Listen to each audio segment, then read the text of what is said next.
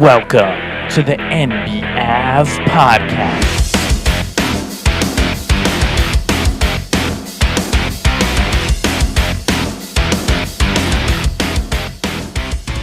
Welcome back to NBAV, the NBA Avenue podcast.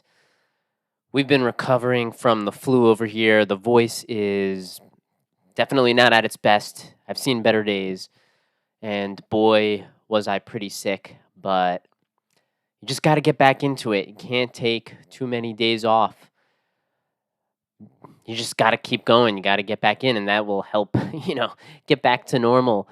But let's get to the NBA, and there's nothing really better to talk about than that. Nothing can make you feel much better than some good NBA action. So essentially what you have in the NBA is everybody jumping onto Dallas. And it's a little annoying, and I've expressed frustration about this topic before, but it's annoying when you make a prediction in real time beforehand. And as time goes on, you nail the prediction. Well, what's so bad about that? What's wrong with nailing a prediction? Well, the problem is that not only did I nail the prediction, I nailed it so well, and the Mavericks have played so well since the trade deadline. And I saw those trades and I'm like, this is done. The Mavericks are there. The Mavericks are top 3 most dangerous team in the Western Conference right now. Trust me, don't count these guys out. They are able to beat anybody because they have the player who can go against anyone in a playoff series, and that includes if they face Denver, because getting PJ Washington and getting Daniel Gafford, these guys are more than the sum of the parts. It's more than, I should say, not the sum of the parts, where the sum equals more than the parts. And I've explained this before. But where you have these guys, are they the greatest players in the world? Not necessarily, especially not PJ Washington. But when you factor them into the team that already had an existing structure and now you're building around the edges and now you don't have to play other guys who are worse than them and it just elevates the entire team, I thought that these were slam dunk moves. I thought they were incredible moves. And I thought that the Dallas Mavericks were now going to be a very, very dangerous team. Not only did I think they were going to be dangerous, but I had them above everybody. It was, in my opinion, it was them and Denver and Phoenix as like the other one to have a real shot at going all the way. But, Phoenix has tough challenges. They have a very tough schedule over the last 10, which they're in the middle of right now. And they have other problems. They've had inconsistency from Bradley Beal. They've had problems where they don't have depth on the bench. Not to say that they can't still win any playoff series. They can, because they have that much talent in those top few spots, plus the Grayson Allen. And then, hit or miss, Yusuf Nurkic. It's hard to say with him because he's such a train wreck, but he does have ability. I wouldn't want him on my team, but hey, what can I say? I mean, of all the arenas in the NBA, I live the closest to Footprint Center. It's the one that I can most likely go to. So I guess, I have to deal with watching Yusuf Nurkic.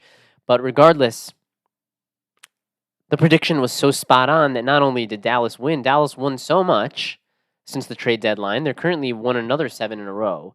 That now everybody else has already jumped on and said, oh, yeah, Dallas, the team to beat. Dallas, so yeah, they're the ones who can go against Denver. And I'm like, a little frustrating because I was there, a month ago. And now it's like everybody's just saying the same thing. And it's, hey, it's a copycat culture. But anyone who's listened to this has certainly known that we were the ones who said it in real time. And that's kind of what the point is of these shows. The point is, can you predict what's going to happen beforehand and not necessarily just say, oh, my God, what did last night's game? So-and-so was amazing. Oh, they're really a team to beat, reacting after the fact. The point is to try and say what's going to happen before it happens and then say, wow, we gave you the feedback. We told you what was going to happen, and you got to watch the game knowing this was what to expect, and then you got exactly that. And look, every now and then there will be a surprise because that's the point of sports. It's to surprise you, right? If you knew who was going to win every game beforehand, then there'd be no point in playing the game, right? Both sides get paid. Both sides get paid to suit up, and every now and then upsets happen. right? Last year we saw the Miami Heat go from an 8 seed. They actually lost a play-in game, and then they won the second play-in game, and then they went all the way to the NBA Finals, right? So surprises definitely happen, and nobody will be surprised if the Miami Heat do that again, or at least not as surprised as we were when they did it last season. But basically what you have now is you have 3 teams. You have a Boston Celtics team, and their reason to think that they won't win the whole thing is, well, they have so many talented players. And sometimes when the team is so talented, it becomes a little bit hazy. Who do we go through? You just have so many guys who can score. So it's like any one of those guys can, in any game, take too many shots, and you don't have a very centralized, direct game plan. Whereas for Denver, you have a very centralized game plan. It's Jamal Murray and Nikola Jokic. They run their pick and roll. It's pretty simple. It's pretty straightforward. You know who's going to have the ball, and you know who's going to take the most shots, and you know what Aaron Gordon is going to do. You know the roles of every single guy. You even know the real role. You know Christian Brown. You know exactly what he's going to do. You know exactly what Reggie Jackson's going to do. You know exactly what KCP is going to do. You know everything. And you know who's going to have the ball the most and second most and so on. So it's very direct game plan. Whereas Boston, it's a little more confusing because they have so many guys who they can go to. So that's a weapon, but it could also be a curse because you can be utilizing heavy dose of Jason Tatum, and if he doesn't have it, that's going to be a loss. So more options, but more chances to go wrong. And then you have what's the reason why Denver would maybe not win it? Well, they're the most shallow of all the very good teams. They are extremely reliant on their 1-2 of Jokic and Murray, and Murray is super injury prone. And they don't have as deep of a team as they did last season. They lost Bruce Brown. So they're a little bit lacking on a deep bench level. So when you have Denver, that's the reason to think that they might not make it all the way this year. It's because Murray can go down for a couple of games and they could be toast. And it may be tough for Reggie Jackson to go out and win in Jamal Murray's place. I know that they won without Murray last night, but that doesn't mean that they can win in the playoffs without him. They're very reliant on him. So for Boston, there's a lot of options. Could be confusing. It could go wrong for you like that. For Denver, you have a more shallow team. So, yeah, you have a very strong team. I wouldn't call you're not really shallow, but you're a more shallow team in the sense of all it takes is, one really injury-prone main player for your team to go down, and now all of a sudden you're essentially toast. Whereas Dallas doesn't really have any of that. Luka's not injury-prone. Kyrie has been pretty healthy over the last 25 games. Nobody else on the team is extremely injury-prone except for maybe Exum. They're very deep. So in some ways, Dallas, you could even make a case that since the All-Star break, Dallas probably has one of the best records in the league. They have one of the most talented rosters, and they have the least weaknesses. So you can actually make a case that the Dallas Mavericks have the best chance to win the NBA Finals out of any team in the league right now. Pretty astonishing. But if you look at it through that lens, and I know, and I understand most people aren't going to view it that way. They're going to say, "Oh, hey, Dallas is the team that maybe if the Denver Nuggets don't make it, maybe that team has the best chance of being Dallas." But if there's actually another way of framing this, where Dallas is just the best team since the All-Star break. They're the deepest team, and they actually have the least holes as well. And they actually have the best chance. You can make a case that Dallas is the number one favorite in the entire 30 NBA teams to win the NBA Finals. One of the other topics that everyone's talking about, and this is really a every season thing, at this point in the year, it becomes, well, there's always like one or two pretty runaway candidates for the MVP, and then at the end, it's like we try to see if someone else can come in and take it. And that's kind of the way the race usually goes. It's like, hey, we have the one or two guys at the top, which this year I think it was really like it was SGA, and then you have Jokic as like the solid 2, and then now it's like, can Luka come in and take it, or can Jokic take it? And it's always like this. It's always like everyone always looks for there to be a race for it. And one thing that I hate is the idea of any one game swinging the entire MVP race. And what I mean is where people come along and they start to say, hey, Luka put up 32 points in one half, MVP. Like, that is not the way things work. You have to always view the entire season when you're talking about the MVP. It's the most valuable player award for the 82 games. So don't get on Twitter. I mean, you could do whatever you want. I don't really care. But it's silly to get on Twitter or to get on a show and say a take like, Luka put up 32 points and a half last night. He's the MVP. Because one half of one NBA game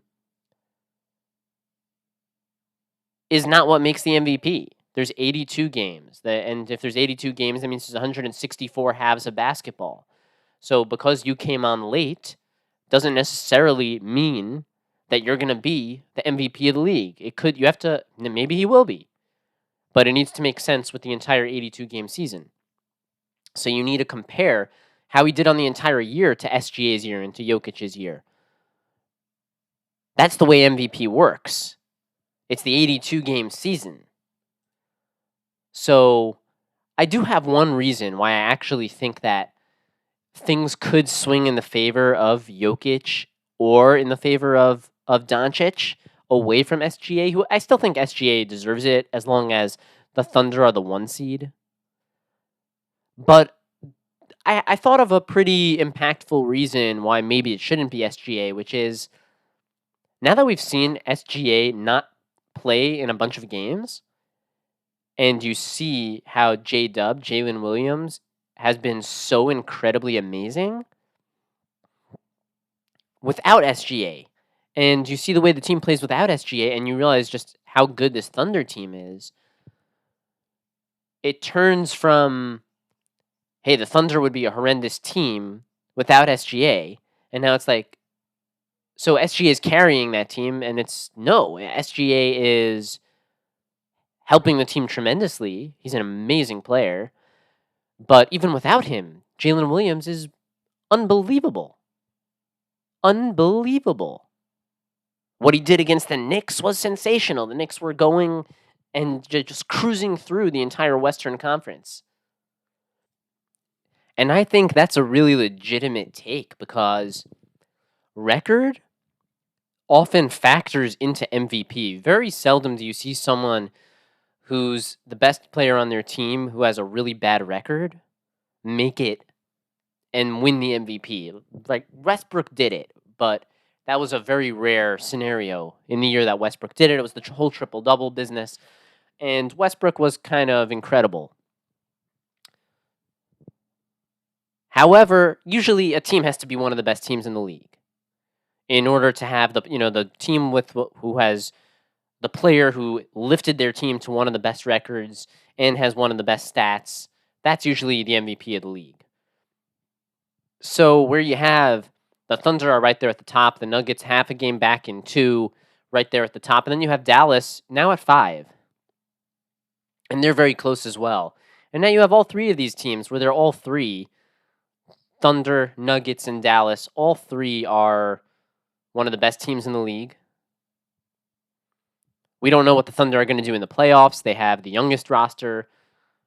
So, but that doesn't really matter. It's the MVP. It's a regular season award. So you have the Thunder, you have the Nuggets, also one of the best teams in the league, and then you have the Mavericks, who are one of the best teams in the league, certainly since they rounded out the roster.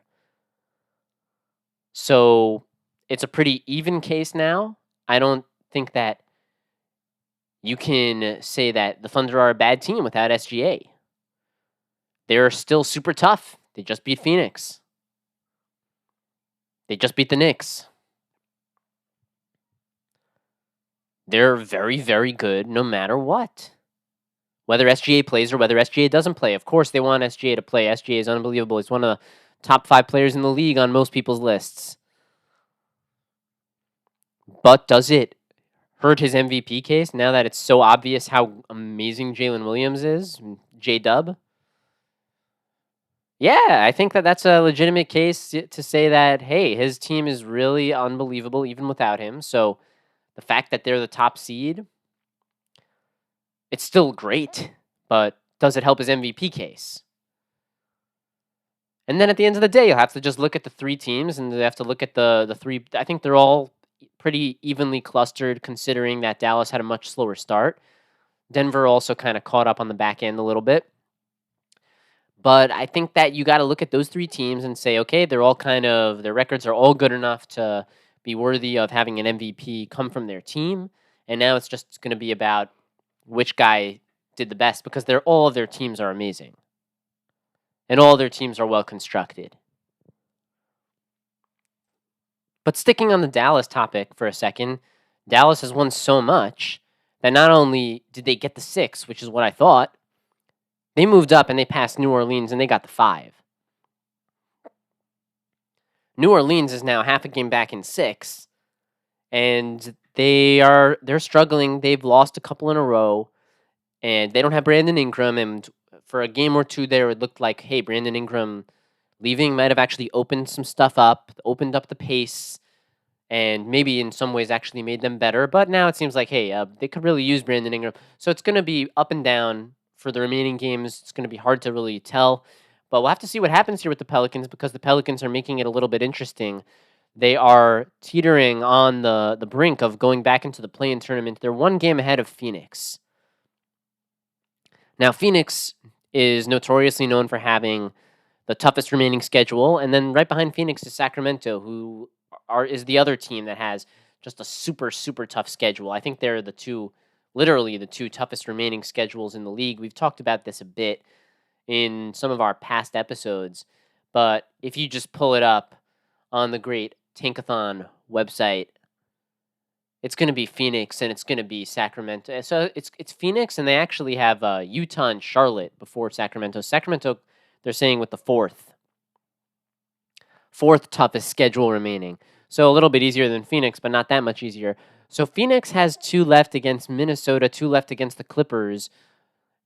Then they have 1 against Cleveland, and Cleveland's been really bad. So I really don't think that it's actually such a tough game. New Orleans has not been very good in the last few, and Phoenix has just beat New Orleans. So definitely good opportunity there. And then Phoenix has the one against Sacramento, which will be very interesting in just putting the nail in the coffin of Sacramento. I know that there were some injury concerns with Sacramento, right? There were some injury concerns with Monk and Herter.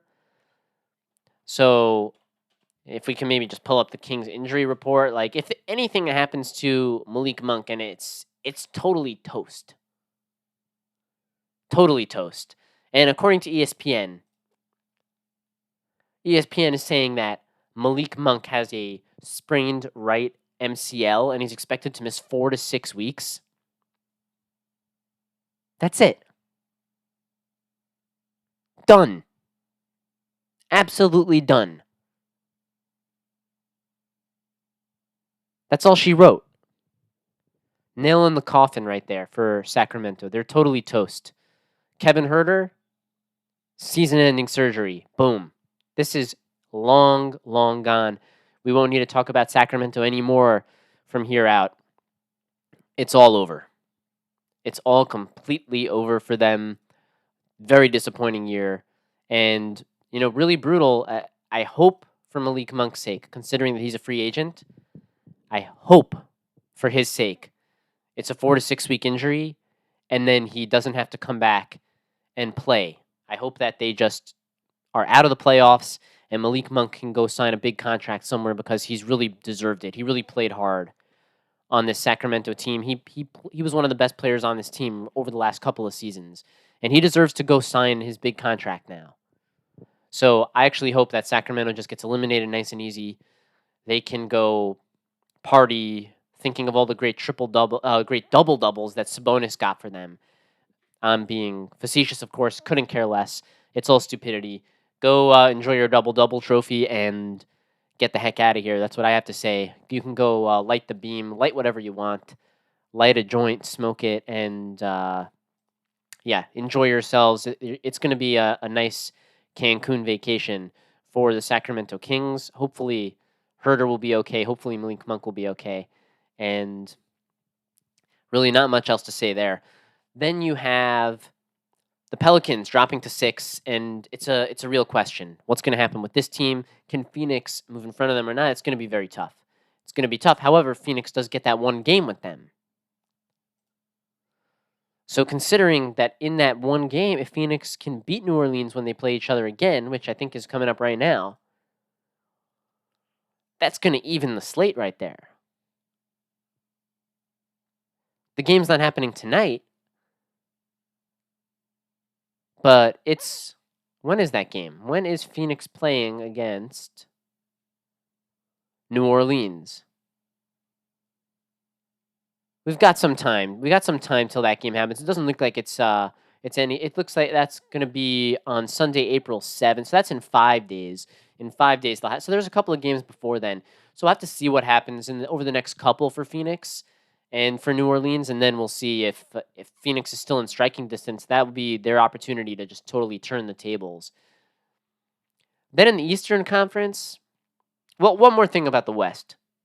We said the Rockets weren't going to get it done. Even when the Rockets were only a half a game back of the Warriors, we said they weren't going to get it done. The Rockets had the tough schedule. They are now in the middle of that. They got their win streak snapped by Dallas, and it was pretty embarrassingly snapped by them. Dallas killed them, the same way that they killed Sacramento both times. And the Rockets are in the midst of another 4 or 5 really tough games, and they're just not going to have enough. Whereas the Warriors are already 2 games ahead of the Rockets. So they went from half a game, and they're already now 2 games up. They've won 4 in a row, and they know what they're doing.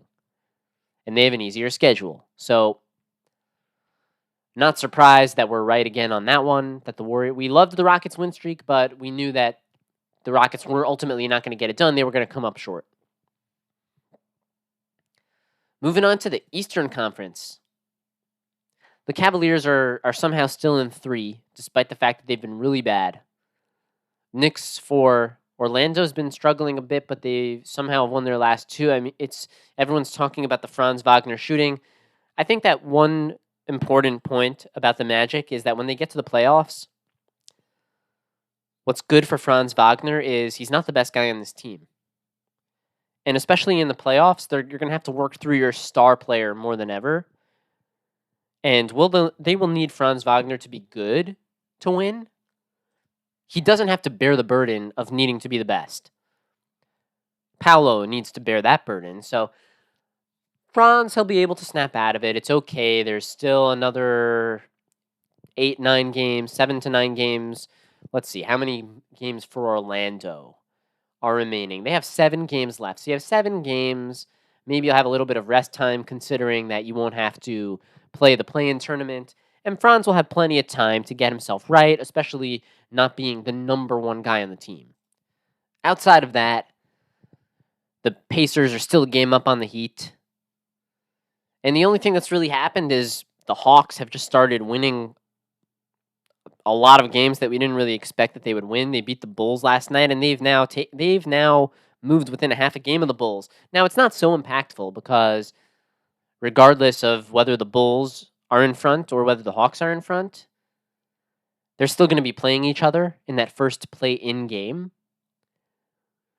It's just, I guess, a home court advantage thing. So if the Hawks want to play that play-in game at home, well, they're only a half a game back of getting that opportunity now. So, hey, look, you better to go into the play-in game, I guess, with confidence. But then again, it's just 1 game, so you could have no confidence and walk in there and play good on the night and still win.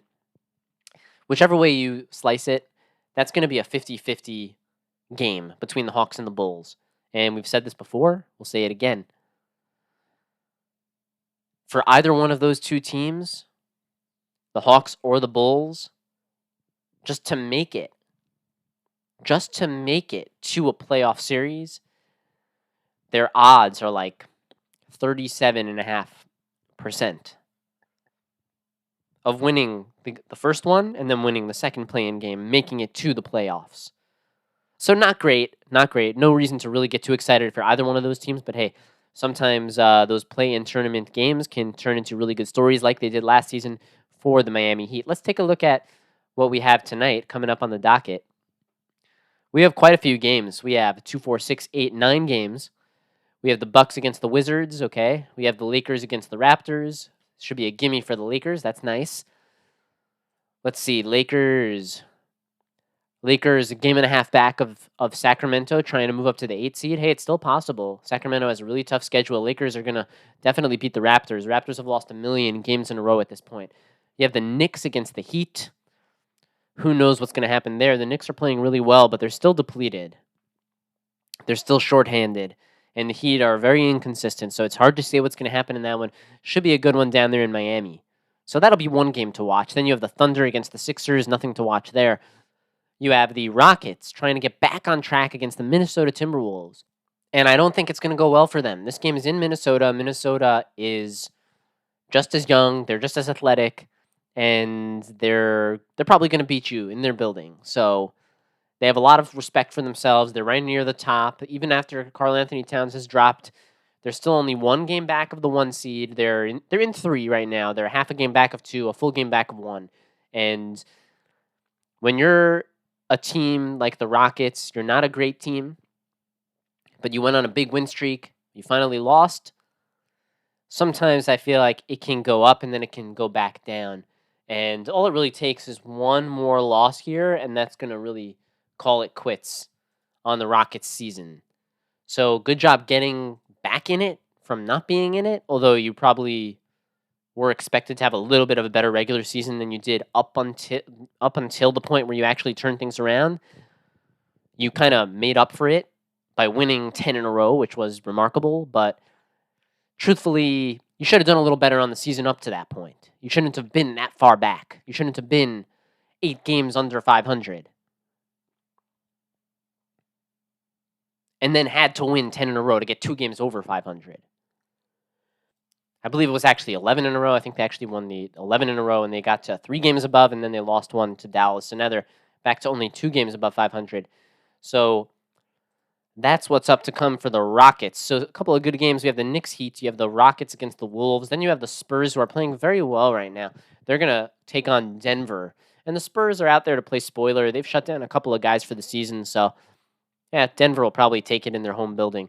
Then you have Cleveland going against Utah. Nobody cares about that. The Mavericks, everyone's favorite team right now, led by Luka, led by Kyrie, and all of the depth they have around them. They're going to take on the Warriors.